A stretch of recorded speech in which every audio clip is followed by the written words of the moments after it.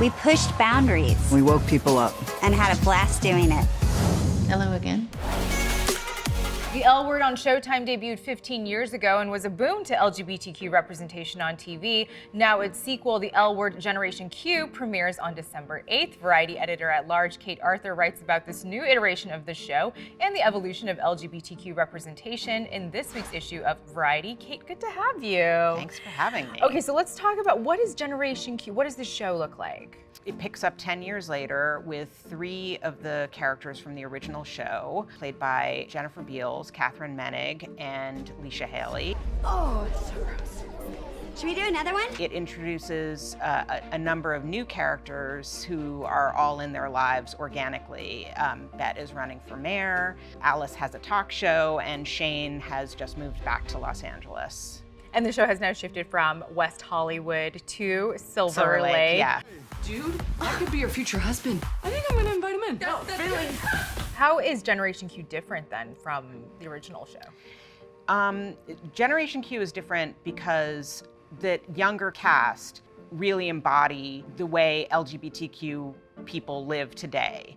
And there are a number of trans actors on the show. The original L Word had one transgender character, and he was controversially played by a cisgender actor named Daniela C. And it's one of the big regrets that the creator of the L Word, Eileen Chaikin, has about the original show. When the L Word premiered, there was a lot of momentum behind it. You know, this is gonna change LGBTQ representation, but it seems like as far as programming goes and more shows centered on those kinds of stories, it kind of stalled, right? Yeah.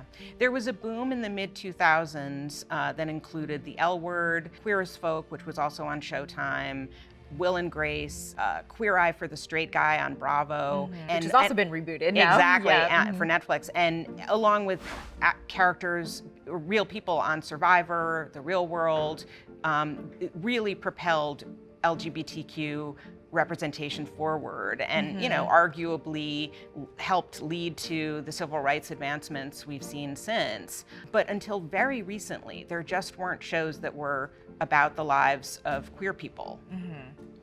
What surprised you when doing this story? What surprised me the most was the number of trans actors on the show. Other than Pose on FX, there has never been a show that has this many trans actors on the show, and some of them will never be identified as trans on the show. They are playing cisgender people. Something that was so unique about L Word when it came out was that it was just these people living their lives. Can you contextualize for anybody who doesn't know just how powerful that show was when it first came on? Yeah, there just hadn't been shows about queer people that showed them as normal people who have jobs, who have relationships, who drink coffee every day. There just had not been that kind of representation of gay people. And it was really, I mean, it sounds so simple and silly almost, but it was incredibly meaningful. Kate, good to see you. Thanks for sharing. having me, Audrey. For more on this story, pick up this week's issue of Variety.